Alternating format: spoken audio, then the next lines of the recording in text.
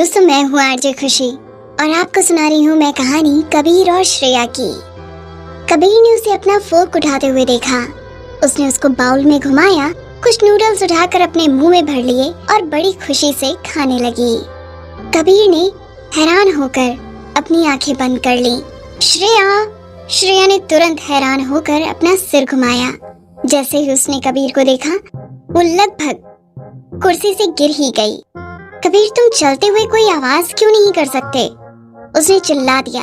अपनी छाती पे हाथ रखकर जोर से हाँफते हुए उसने कहा, मुझे लगा उधर कोई भूत है। कबीर ने पूछा, तुम खाना बना रही थी? उसने उम्मीद नहीं की थी कि श्रेया को खाना बनाना आता होगा। श्रेया ने अपने बाउल की तरफ देखा और अपना सिर हिलाते हुए बोली, हाँ, नए महान शेफ दुनिया का सबसे स्वादिष्ट खाना बना रहे थे।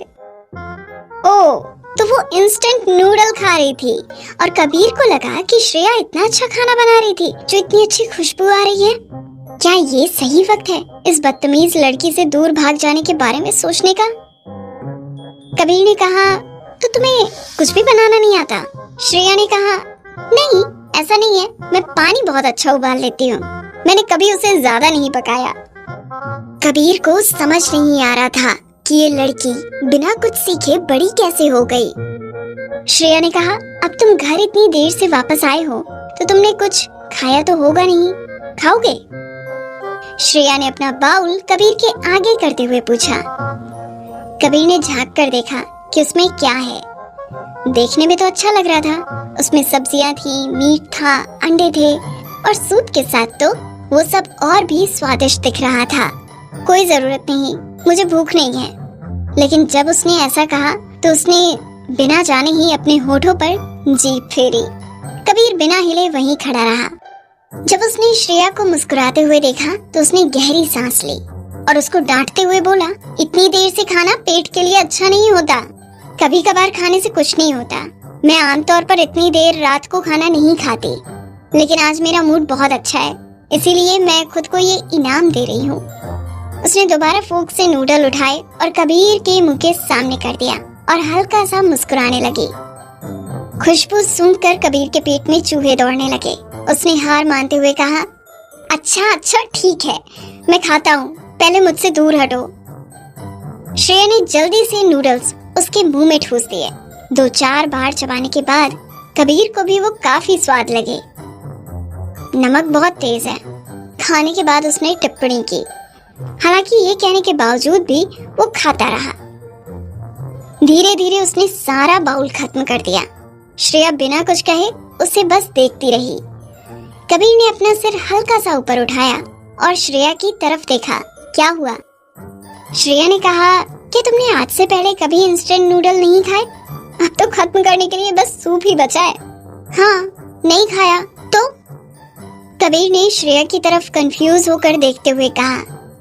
श्रेया ने कहा, नहीं, कुछ नहीं, आज तक इंस्टेंट नूडल नहीं खाए। तुम्हारा स्टैंडर्ड काफी गिरा हुआ है। इंस्टेंट नूडल जिंदगी का एक अनमोल तोहफा है, बहुत स्वादिष्ट, और तुमने लगभग इसे मिस ही कर दिया था। लेकिन देखो, तुम्हारी किस्मत कितनी अच्छी है। खुश नसीब हो तुम जो तुम्हें मैं मिल गई, वरना तो तुम्हें कभी ये लाजवाब चीज खाने को ही नहीं मिलती। कबीर ने चुपचाप श्रेया को इतना बढ़ा चढ़ा कर बोलते हुए सुना। उसने आराम से उसकी तरफ देखते हुए कहा, ये जंक फूड है। श्रेया ने उसको ठीक करते हुए कहा, स्वादिष्ट जंक फूड। कबीर ने अपना सिर जोर से हिलाया और बिना कुछ कहे बस उसको देखता रहा। श्रेया ने अपने पेट पर हाथ फेरते हुए कहा, अब जब मैंने पेट भरकर खा लिया है और मैं बहुत ही बढ़िया मूड में हूँ, मैं सोने जा रही हूँ। श्रेया को देखकर कबीर ने पूछा, लगता है आज तुम कुछ ज्यादा ही अच्छे मूड में हो। श्रेया ने कहा, जरूर, मैं जल्दी ही एक अहम भूमिका निभाने जा रही हूँ। हालांकि मुख्य किरदार मेरा नहीं है, लेकिन मेरा किरदार पूरी कहानी में दिखेगा। मैं फ्यूचर में बहुत फेमस हो जाऊंगी। मैं तो बहुत खुश हूँ।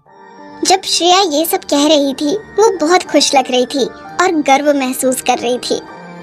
खुशी खुशी उसने अपना हाथ कबीर के कंधे पर रख दिया। कबीर ने थोड़ा गुस्से में उसके हाथ को देखा, लेकिन श्रेया को कोई खबर ही नहीं थी। वो तो खुशी खुशी अपनी बड़ाई करने में लगी हुई थी।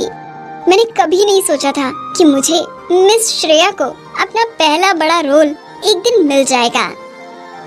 लेकिन बड़े दुख की बात है कि रिया सेकंड मेन रोल कर रही है। मुझे नहीं पता उसके मेरे साथ कोई सीन है या नहीं। आई होप ना ही हो। मुझे डर है मैं उसकी शक्ल देखकर कहीं उल्टी ही ना कर दूं। कबीर ने एक बार श्रेया के चेहरे की तरफ देखा, लेकिन उसकी नजरें उसके हाथ पर ही टिकी हुई थी। उसने हल्का सा खांसते हुए अपना चेहरा ऊपर किया और श्रेया की तरफ बड़ी गंभीरता से देखा, जैसे कि उसे एकदम से कुछ याद आया हो। श्रेया ने जल्दी से नीचे देखा। Oh no, sorry sorry. उसने जल्दी से कबीर के कंधों पर थपथपाया, जैसे वो उसके कपड़ों से सिलवटें हटा रही हो।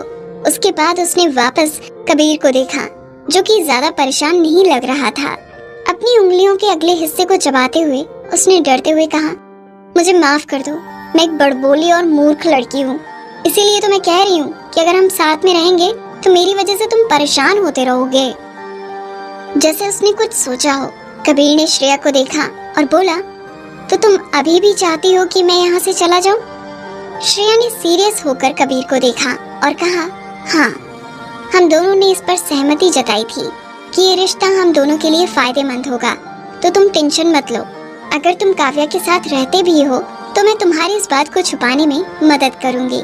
वैसे भी ज्यादातर तुम बिजी ही रहते हो, तो अगर तुम्हारे घर वाले अचानक से आ भी जाते हैं तो मैं इसी को बहाने की तरह इस्तेमाल कर लूंगी। मैं कह दूंगी तुम बाहर गए हो किसी बिजनेस ट्रिप के लिए या किसी मीटिंग के लिए। मेरे पास बहुत सारे बहाने हैं। जब तक तुम बीच बीच में कभी कभी घर आते रहोगे कुछ नहीं होगा।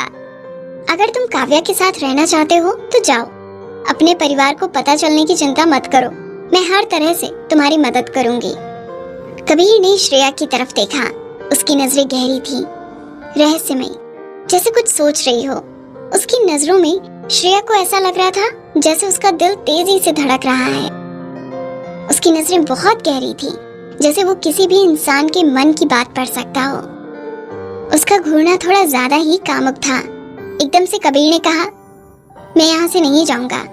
इससे पहले कि श्रेया कुछ कहती, उसने आगे अपनी बात जारी रखते हुए कहा, घर बदलना बहुत परेशानी का काम होगा, और वैसे भी एक और भी बहुत बड़ी दिक्कत है। मुझे तुम्हारी एक्टिंग पर बिल्कुल भरोसा नहीं। तुम्हारी बेवकूफियों के चलते तुम पक्का कोई ना कोई गड़बड़ जरूर कर दोगी। अगर मैं तुम्हें यहाँ अकेले सब कुछ संभालने के लिए छोड़कर चला जाऊँ तो उसका मतलब होगा मैं अपनी समस्या तुम्हारे हाथ में छोड़ रहा हूँ, और मुझे अपनी जिंदगी किसी और के हाथों में सौंपना पसंद नहीं, खासकर किसी ऐसे इंसान के हाथ में जिसके समझदार होने पर मुझे शक हो। श्रेया को बहुत गुस्सा आया। अगर तुम्हें कुछ कहना है तो सीधा सीधा कहो, इस तरह बिना मतलब की मेरी बेइज्जती मत करो। मेरी समझदारी में क्या कमी है? लेकिन कबीर उस पर भरोसा नहीं कर सकता था। इस मामले में तो बिल्कुल भी नहीं। आखिर ये उस लड़की की सलामती का सवाल था जिससे कबीर प्यार करता था। इसीलिए वो बहुत स्ट्रेस में था और किसी पर भी भरोसा नहीं कर सकता था। श्रेया खुद को ये सोचने से रोक नहीं पाई कि उनके बीच की समस्या ऐसी थी जैसे किसी कहानी में हो। वो कहानी की विलेन थी जो दो प्यार करने वालों के रिश्ते को खराब करती है और उनके बीच में तनाव पैदा करती है। चेहरे पर एक शांत भाव के साथ कबीर उठकर वहां से दरवाजे की तरफ जाने लगा।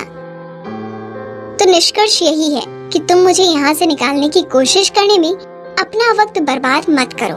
फिलहाल हम अपनी शादीशुदा जिंदगी एक साथ रहकर ही गुजारेंगे।